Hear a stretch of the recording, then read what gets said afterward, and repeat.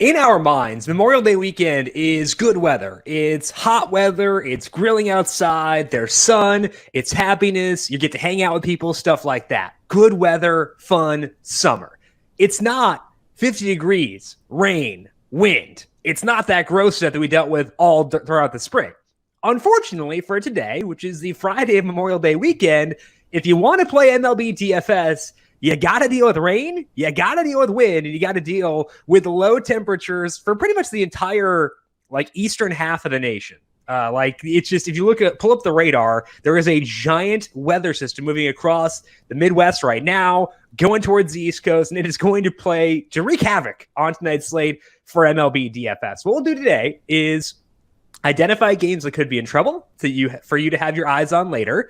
We will outline some plays that would be good if we assume all those games get rained out, which they might, but also some plays we'll talk about in case things do clear up. We'll talk about that mostly in things to watch, where we would go if things do clear up. But either way, gonna be a rocky slate for MLB DFS. So let's dive on in and get you set. Welcome on into the solo shot. That's right here on the FanDuel Podcast Network and numberFire.com.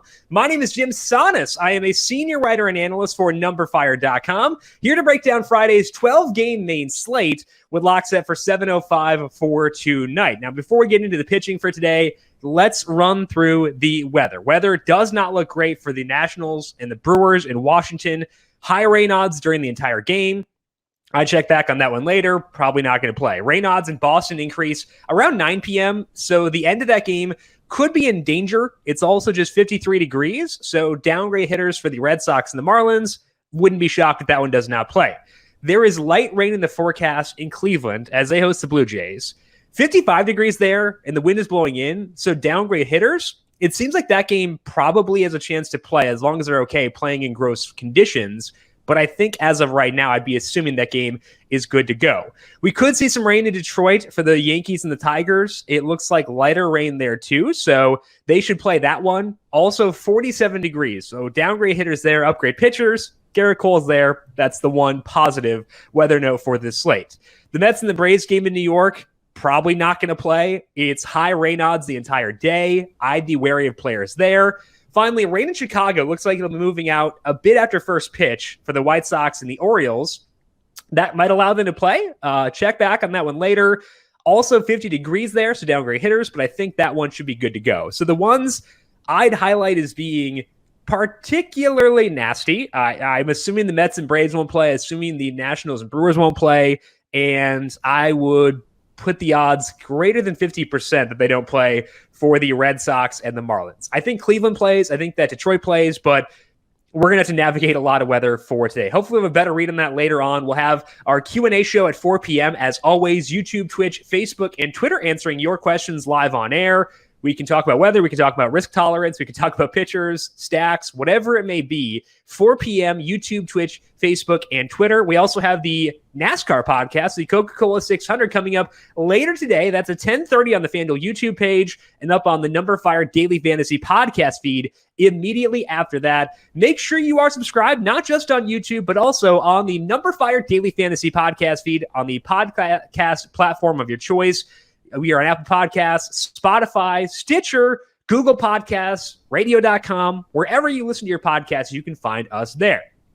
Hey, soccer fans, this season, FanDuel and Captain Morgan are teaming up to give you a one-of-a-kind soccer contest. Introducing Captain Morgan Soccer Pick'em, a weekly fantasy contest that's entirely free to play. The contest is simple. All you have to do is make quick predictions for Saturday games this soccer season. You'll earn points for each correct pick and compete for a chance to win up to $3,000 in prizes every single week. Head over to FanDuel and enter the Captain Morgan Soccer Pick'em today. Must be 21 plus to participate. For more details, visit FanDuel.com or download the FanDuel Fantasy app. Eligibility restrictions apply, and don't forget to make your game day more delicious and sub in the captain. Pitching preview for this Friday main slate, Gerrit Cole is the highest salaried pitcher. He checks in at $12,200. Walker Buehler is $11,000. Hyun-Jin Ryu is $9,600. Ian Anderson is $9,000. Framber Valdez, Martin Perez, Madison Bumgarner, and Taijuan Walker are the others at $8,000 or higher. Gerrit Cole is in a game that hypothetically has a rain asterisk next to it, but I think they should be good to go. So we'll talk about him here as a top pitcher. Now, Cole's past 2 starts haven't been dazzling by any means. He's had 14 combined strikeouts, and he let up 5 earned runs in one of those starts, and I used him there, so that was not necessarily enjoyable.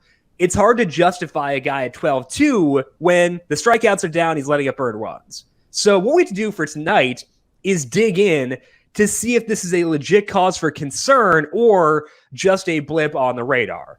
To me, it seems closer to a blip because the velocity for Cole has been very good. His full season 4-seam fastball velocity is 97.5 miles per hour. It was 97.5 in the first of those 2 starts. It was 98.2 in the second. So that's check number 1. Check number 2 is that he's still throwing his off-speed stuff at almost the same rate as before. There has been a slight decrease in his slider and changeup usage, but nothing that'll raise any alarm bells. I look at that because sometimes when guys are not fully healthy, they won't throw their off-speed stuff.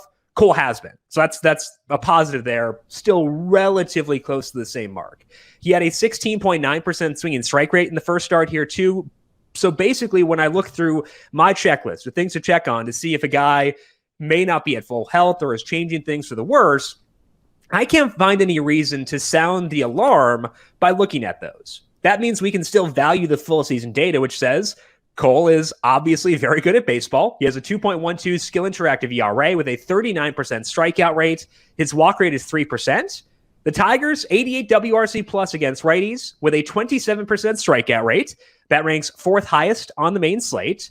So Cole is in a high strikeout matchup, and that's a situation where we need to have a legit reason not to go at him, and I can't find that here. So I think that Cole, despite the slight downtick recently, is worth prioritizing at $12,200 as the top-ranked pitcher for tonight. Now, number 2 for tonight was going to be Ian Anderson. I had him written up as my number 2 because I always write things up a little bit to try to have the outlines done before the day before because I don't have time in the morning before we go live at 9 a.m. Ian Anderson was going to be number 2 for me. And I had to dump out of him because of rain. That game's probably not going to play. I'll talk about him in things to watch, but I can't talk about Anderson here. So to me, that's going to wind up pushing Walker Buehler up the list. He sits second for me now after taking Anderson away, but it's not because I'm crazy high on him or anything. And let's talk about it here. Let's talk about the dual reasons why I'm conflicted on Walker Buehler. The reason I have been tracking him all year long is because his cutter usage has been up and down. He was not using that pitch very much to start the year, and then he went back to it. His strikeouts went up when his cutter usage went up. It's a good pitch, so it makes sense. But doing so did let up a lot of hard contact against Buehler. It seems like he didn't like that trade-off. More strikeouts, more hard contact. He has cut the cutter usage back down over his past 2 starts. He's basically not throwing it effectively. And the results have been, it depends on what you're looking for. For DFS, they have not been great. He has 12 total strikeouts across 2 games. One of those games is against the Giants, who will face tonight. So they're seeing him for a second consecutive start. That's super annoying. The reason I can still get here, despite that, is that the hard contact has come back down to earth. It has actually made him a more effective pitcher. That does matter for DFS, too. Even if I'd rather have the strikeouts, being effective is good, too, because he's gone 7 innings in both those games. He's allowed just 1 total earned run across the 2 games. And if he can go deep into games, that is a bump up to him for DFS.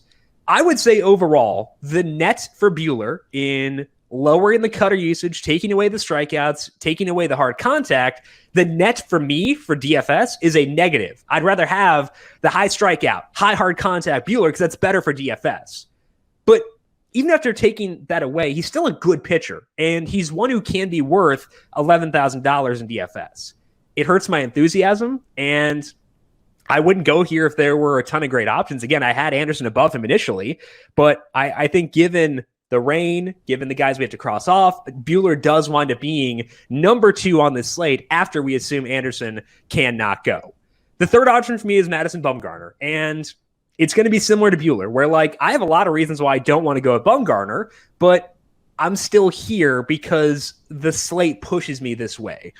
Bumgarner is in easily the worst pitching conditions on the slate from a temperature perspective, and he's facing a team with a lot of righties. So I don't want to go here, but with the rain and some rough pitch counts for other guys, I don't have much choice. So I kind of have to rank Bumgarner third at $8,100. He's facing the Cardinals. They have a 118 WRC plus against lefties with a 21% strikeout rate. And that's good. And it makes sense too, because you look at their good hitters, they're basically all righties. That could force us to cross off Bumgarner, but he hasn't been bad against righties since his velocity increased. It's a 7-start sample. He has a 24% strikeout rate versus righties specifically in that time with a 2% walk rate. He is letting up some dangerous contact. So again, it's not a situation I want to go at, like if I had the choice, but we just don't have that many options for tonight. Between the rain and like pitch count concerns for Dinelson Lamet, Framber Valdez, Shohei Ohtani, like there aren't a lot of guys we can feel tremendous about from a length perspective. Once we take that away and take away the weather, we're low on options. Plus, Bumgarner's been good overall in those 7 starts. He has a 3.43 skill interactive ERA, 27% strikeout rate, and a 4% walk rate. The floor here is not good. I'd be wary as a result of that, but he has a path to a ceiling at least, and that's more than most on this slate can say. I would say once we rattle everything off, I think this is a great slate for single entry. Most slates are. Single entry is great in general from a contest type, but find your favorite single entry contest on FanDuel, enter it in there, go with Cole as your pitcher, and let the pitching sort itself out outside of him. I think that he's definitively the number one guy for today, and I'd like to account for that by limiting myself for the most part to single entry contests, because multi-entry for tonight, it has the potential to be really, really gross. Let's talk about stacking here, and stacking is tough too, because it's not just the rain. It's also the low temperatures that we have here. And a couple of my favorite stacks are dealing with low temperatures and potentially rain. But when I look at the slate as a whole, there aren't a lot of good situations for hitting there, which means the relative downgrade of going at a park with a low temperature is lesser than it usually would be. Once we account for that, I do think that Toronto winds up being my number one stack for today. They're facing Eli Morgan, who is making his debut for Cleveland tonight, and there is some risk in targeting guys making their debut because there's no big league tape on them. Hitters have not seen them in person before. That can put hitters in a bit of a hole. But Morgan profiles as someone we can stack against. And I think the Blue Jays deserve to be high on our list here as a result of that. Morgan has made 3 starts at AAA this year. He has a 23% strikeout rate with a 14% walk rate. That can lead to a lot of base runners. And it's in line with what he did in the past. He was in AA back in 2019, so 2 years ago. But again, they had the off year last year effectively with no data for minor league pitchers. He had a 24% strikeout rate there, no ground balls. His ground ball rate was 31% then. It's 31% in a small sample this year. So he's probably not going to get a lot of strikeouts, and he's probably not going to get a lot of ground balls. That's ideal for stacking. We want to minimize strikeouts, minimize ground balls. Cleveland needs a pitcher to go tonight, and Morgan can be that person, but you got to be good to shut down the Blue Jays, and it's a very tall ask for him in his first start to shut them down here. So I think they're well positioned to score some runs. The Blue Jays, to me, do grade out well despite the bad temperature and the bad weather, the bad wind for today. With Gerrit Cole starting, we do need to look for some value here, and the obvious one in the Blue Jays is Randall Grichuk. He has a 39% fly ball rate against righties. He has a low strikeout rate. That works. If Rowdy Tellez were to play, I would be willing to use him. He hasn't been good this year, but he's minimum salary. If we use guys like that with Grichuk, we could potentially get ourselves up to the studs. With Cole, it's going to be tough. So be open to value on the Blue Jays if it opens up, but we might need a value second stack. Our third stack for today will be a very low salaried one, so we'll talk about that then, but we might not be getting to Vlad, which stinks. I'd like to, but we might not get to for today if we are going with Cole as our pitcher, which again, I would like to do that as well. I'm not sure Matt Harvey has been as bad as he has pitched recently. He's been doing some things pretty well, and that could lead to progression as the year goes along. I don't know if that progression will be enough to erase the bad in his profile right now, which leads me to stacking the White Sox number 2. The White Sox also have bad weather. Looks like the game will play, though. Temperature will be low. But even again, accounting for that, it's less of a negative on this slate than it is on a lot of other slates. So the White Sox do still grade out well to me there. The good for Harvey is that he's limiting hard contact. He's allowed a 6.2% barrel rate. That is better than league average. And that's a good thing. but he needs that because his strikeout rate is so low. The problem is that even with the decent batted ball numbers, his results have still been pretty bad. He's getting torched. He has a 6.31 ERA for the season. He's let up at least 5 earned runs in 3 straight games. He's faced some good teams in that stretch, but the White Sox are good too. They have a 107 WRC plus against righties this year. So I do think that Harvey's results will come back to earth eventually in the positive sense. I'm just not sure it'll be tonight given the matchup that he has. That means I'll be stacking the White Sox and hoping the progression for Harvey comes some other time when we're not stacking against him. So because we're hunting so hard for value here, I think it's worth highlighting some guys in the White Sox who maybe we wouldn't usually consider, but might tonight. Adam Eaton is not a lock to play. He has a hamstring injury, and he didn't play yesterday, but that was against the lefty. So they're facing a righty here. Maybe he gets back in there this time. He's $2,700, probably with that either second or sixth if he does play. I think that's kind of interesting. He has a 168 ISO against righties. He's not great, but he's not a total dud. I might ding the speed if he does play because of the hamstring injury, but he's at least interesting. Yasmani Grandal is $3,200. You know, I mean, Mercedes is not super high salaried. Those guys can make it easier to get to Cole. The hope would be that using them would make it easier to get to guys like Abreu, Anderson if he can play, Moncada for one of your other slots. They're kind of like the Blue Jays, though, where you probably need a value stack for your second stack to make things work. So let's talk about that value stack. We talked about the bad park factor for Madison Bumgarner earlier, and that plays into our second stack. Because if Bumgarner's in a bad park, that means the opposing pitcher is too. That leads me to liking the Diamondbacks here against Johan Oviedo. Oviedo has been in the big leagues both last year and this year. We're up to 40 and a third innings of sample for Oviedo, and he kind of seems like the ideal person to stack against because he has a 19% strikeout rate across 4 appearances this year with a 13% walk rate. His barrel rate is 11.4%, and all of those things are issues that popped up in a small sample last year as well.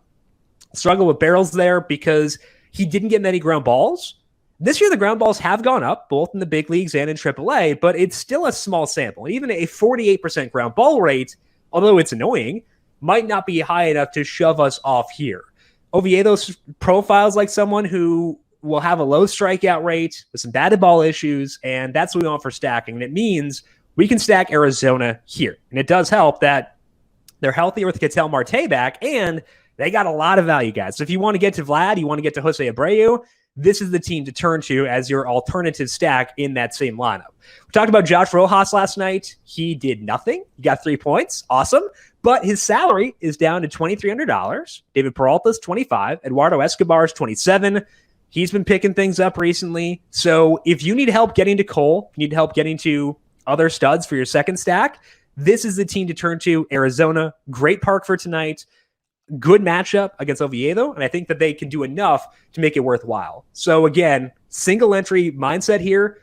Cole, Arizona for value, and then either the White Sox or the Blue Jays in the bad weather for your second stack. Let's finish up here, things to watch, and talk about a couple more pitchers. Again, I had Anderson originally as my number 2 pitcher, had to scrub it because of weather. But let's talk about him just in case we get a miracle and the rain dissolves. And we manifested the White Sox game to happen last night. So why can't we manifest this going away too? Anderson's facing the Mets. They are absurdly beat up right now. That's the biggest appeal of Anderson. But also, he does have a 25% strikeout rate this year. I think he's good enough to take advantage of them. So I do like him if we get to use him. I'm assuming we won't, but you never know. Things can get weird at times. I also want to touch on Sean Manaea as another potential pitcher to target. He's facing the Angels. He is a lefty, which does neutralize their remaining most dangerous hitters, and Jared Walsh and Shohei Ohtani. If Ohtani hits tonight, given he's pitching. The Angels did just see Manaea last time out. He went 5 innings with 1 run and 6 strikeouts, and that's why I'm higher on Bumgarner than him, because it's a repeat matchup. He's not a super high strikeout guy, yada, yada, yada. But Manaea can go deep enough to generate a ceiling. If not for weather, like if we were to take away all weather, my rankings of pitcher for tonight would be Cole 1, Ian Anderson 2, Walker Buehler 3, Madison Bumgarner 4, Sean Manaea 5. That's where things would shake out if we assume that the weather just dissolves tonight and there's no weather, but it's probably a single entry type night and just going with Gerrit Cole there. Finally, if you need more bats to target, I would check out the Mariners. They're facing Jordan Lyles. He's been getting some more strikeouts recently. and he's not allowing as many barrels, but it's still a profile we want to stack against. He lets up a ton of dangerous contact to lefties. So Jared Kelnick is a value at $24. Kyle Seager's $28. Both those guys could be potential one-offs, or you could lump them in with some righties for a full stack. So the Mariners, probably number 4 for me from a stacking perspective for tonight. So again, keep an eye on the weather. Check out people you trust from a weather perspective for MLB DFS. See what they're saying, because it does not look good for tonight.